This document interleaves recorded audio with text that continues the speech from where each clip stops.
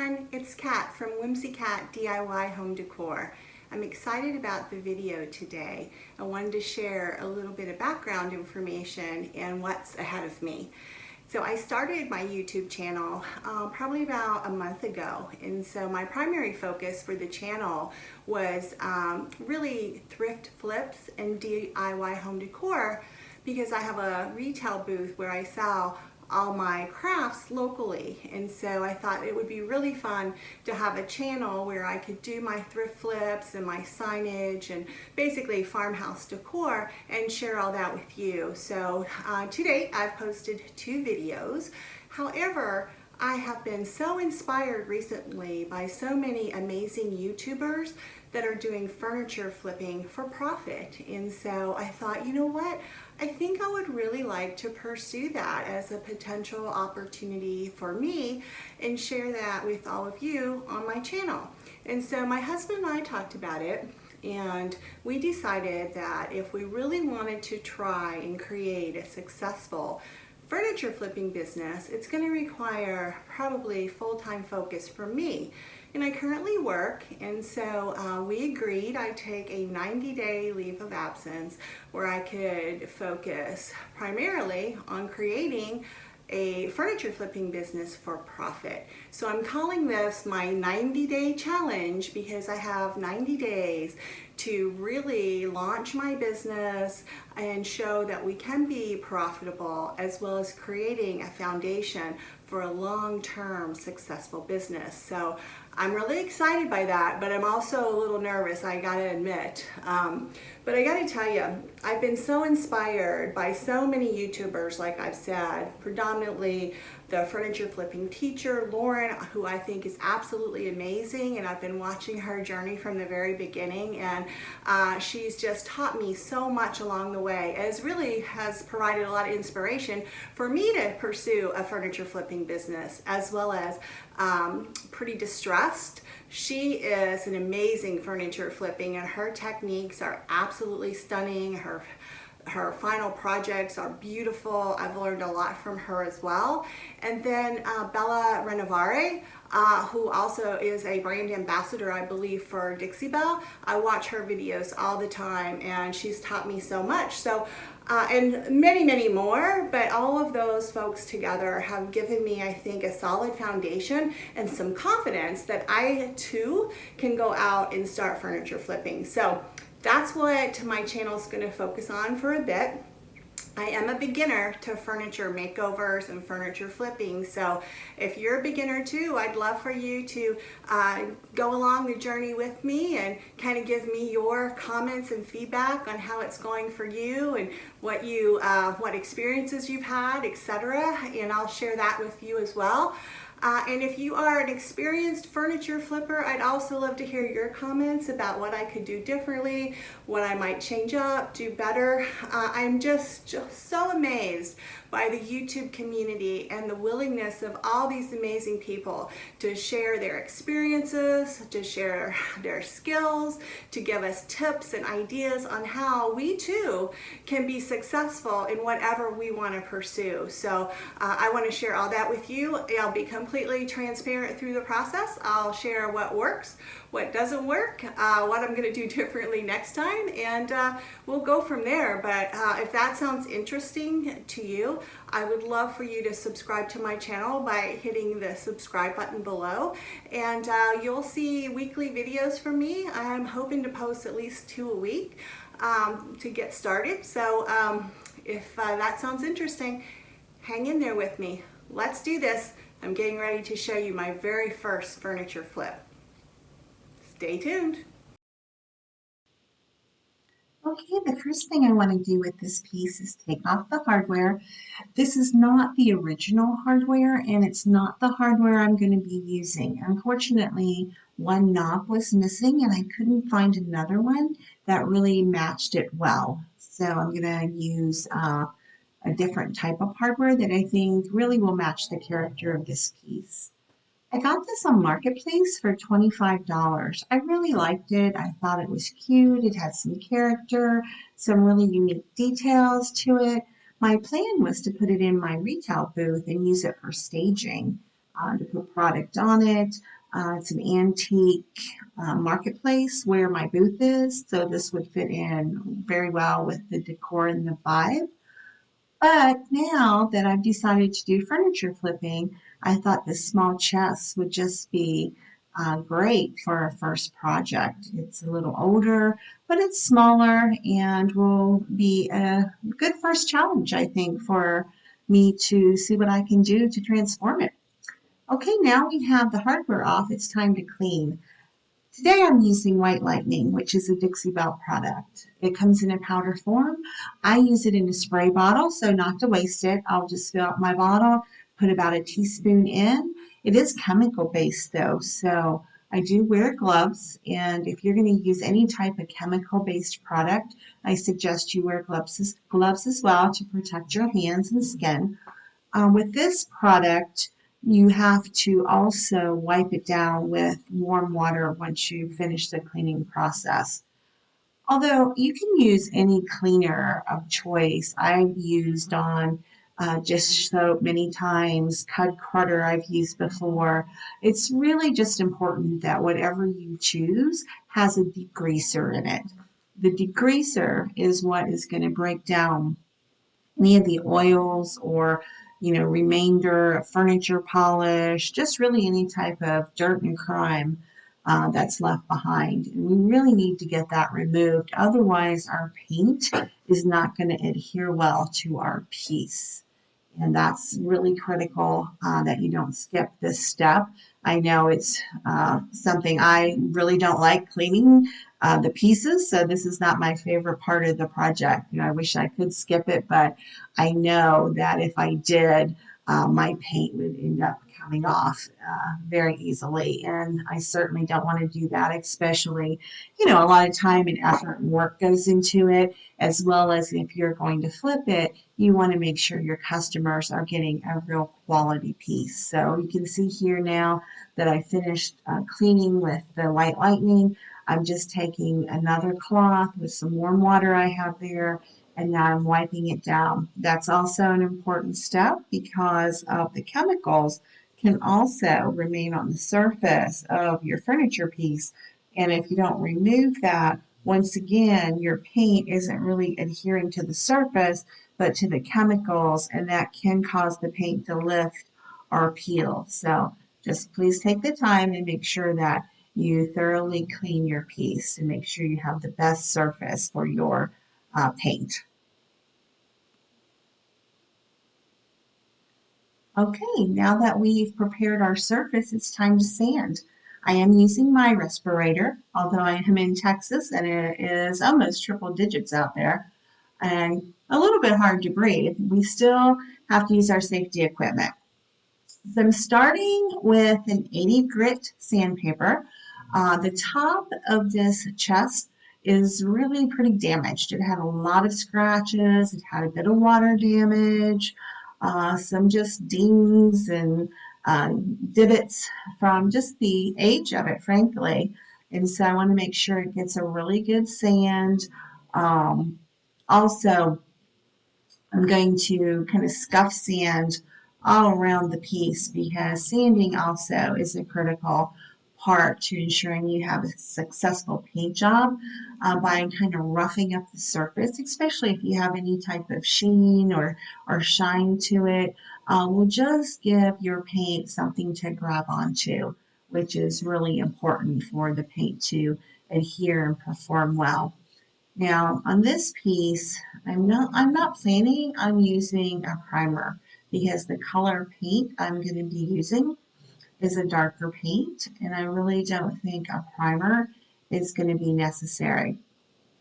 But even when you want to use a primer, you still want to make sure you do the proper preparation because the primer still does need something to adhere to. So cleaning, sanding are still important pieces of the process.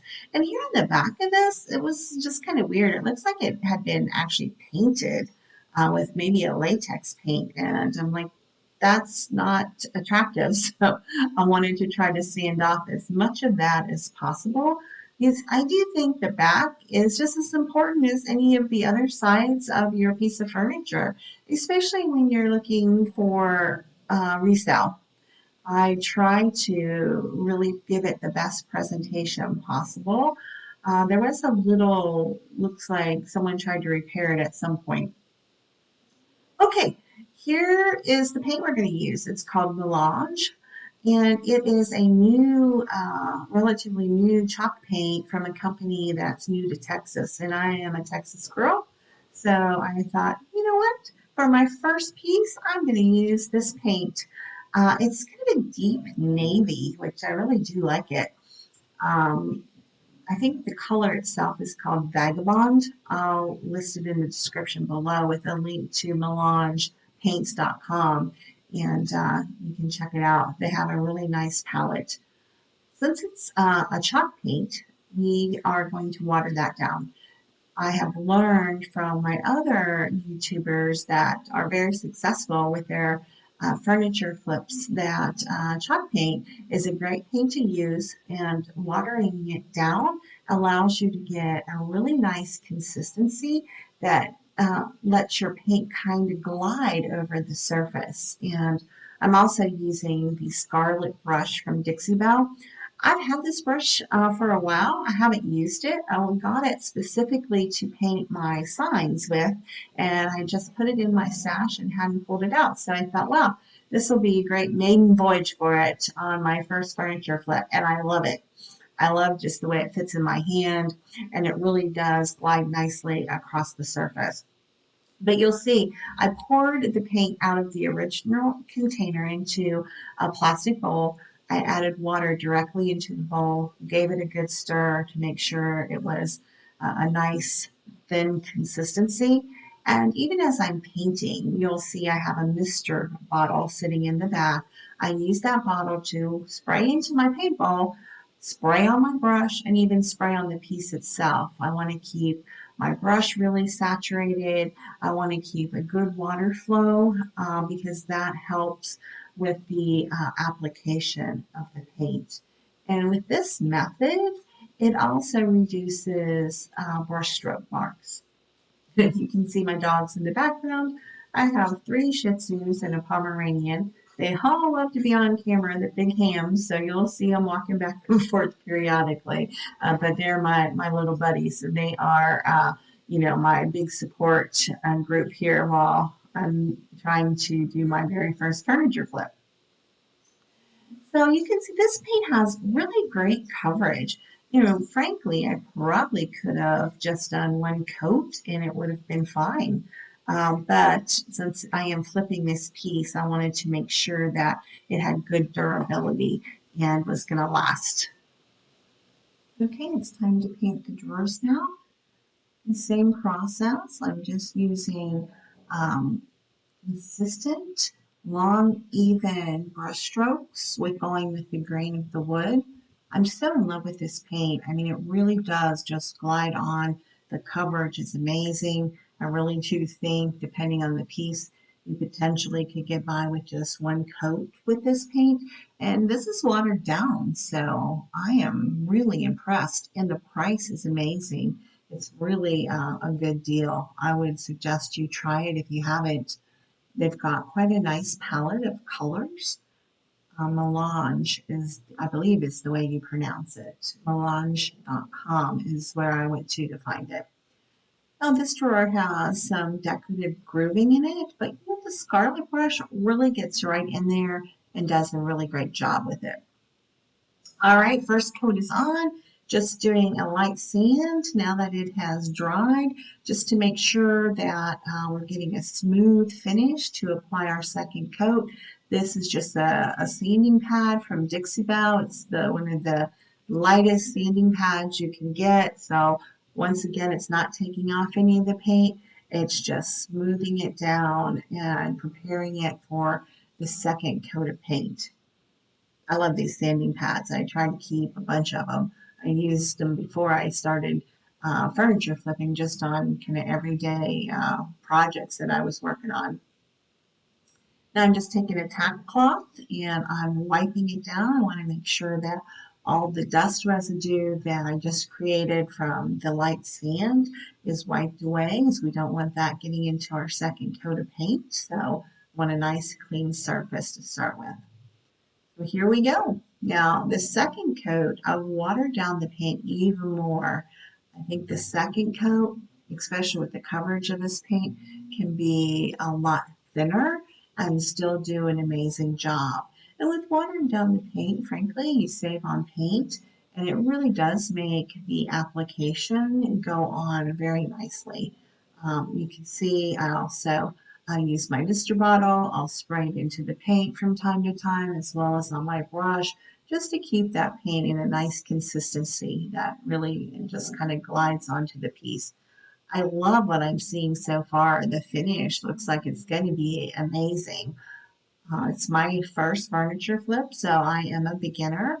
I'm sure I've probably made some errors, and some people are going, oh my gosh, I can't believe she did that. But I'm hoping I'm learning. And as I said in the intro, I have watched so many amazing YouTubers who are experts at furniture flipping, and I've learned so much. So it's just really trying to take that learning and actually apply it in application and see what I can do. Look at this detail on this piece. I thought was just really stunning. It just really gave it some character. That scarlet brush works really well around any type of detail. Now, I hadn't decided to do this initially, but after I painted it, I'm like, you know what? I want to do a light distressing on this piece because of the detail on it. And like I said, it had a lot of bangs and dents on it. But I thought, giving it just a little character, especially with like that back piece and just around where it would naturally distress, on the edges and on some of the detail. I thought would just really bring out some of the beauty in it. And so I'm just taking a sanding sponge. I think it's a 120. I'm just going around the edges and taking my tack cloth and wiping off any of the dust residue that I have created with the light sand. But I really like a light distress. I don't like anything too crazy, but I do like I like distressing. A lot of my pieces that I put in my store, my signage, I do a distress kind of technique on it. Now this is something new.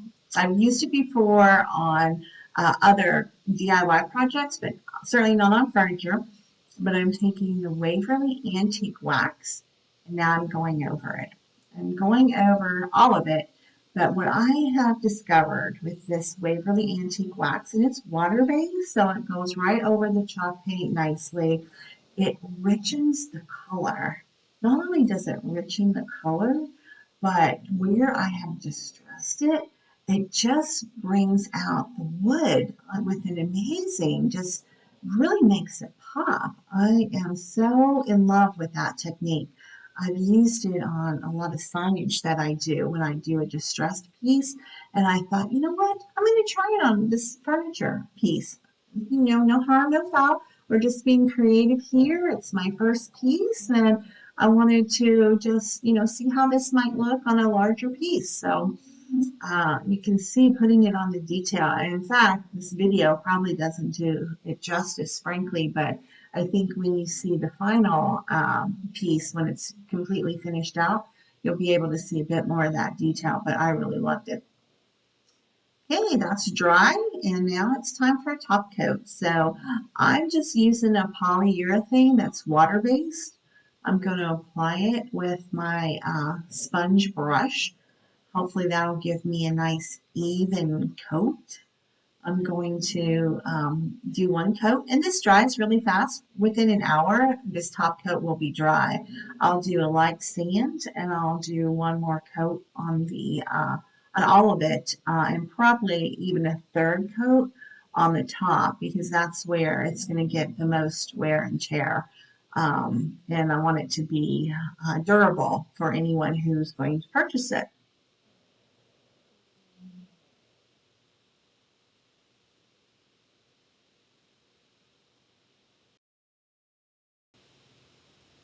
Okay, are you ready to see the finished project? I I'm really pleased with how it turned out. Certainly, I think there are a few mistakes I made in this process that I'll correct going forward. Like I did see a couple of runs that I had to go back and fix, and certainly the way I reattached the drawers, they were still a little difficult to get in and out. So I need to take a look at that. But here it is. You can see the new hardware. I really like it. It's got kind of a bronze tinge to it, but look at this distressing. Look how that Waverly Antique wax just really brings out the distressing and gives it a really deep, kind of rich feel to it. I think the top came out nicely. It's very smooth, really no brush strokes to say. I thought it was pretty nice. Even the sides of it, I really can't see a lot of brush strokes in it. Now, where I did the Waverly wax, you can see there might be some inconsistencies with that. So I'm not sure I would use that again. And if I did, I would probably put it on with a sponge versus just wiping it on with a micro towel. So but overall, for my first makeover, I really like it. So I bought this piece for $25. I'm going to put it on Marketplace for $115 and we'll see how it sells. I put it up yesterday. I've had several inquiries and I've got a number of people who have saved it. So hopefully she will sell soon and I will give you an update. I hope you enjoyed this video.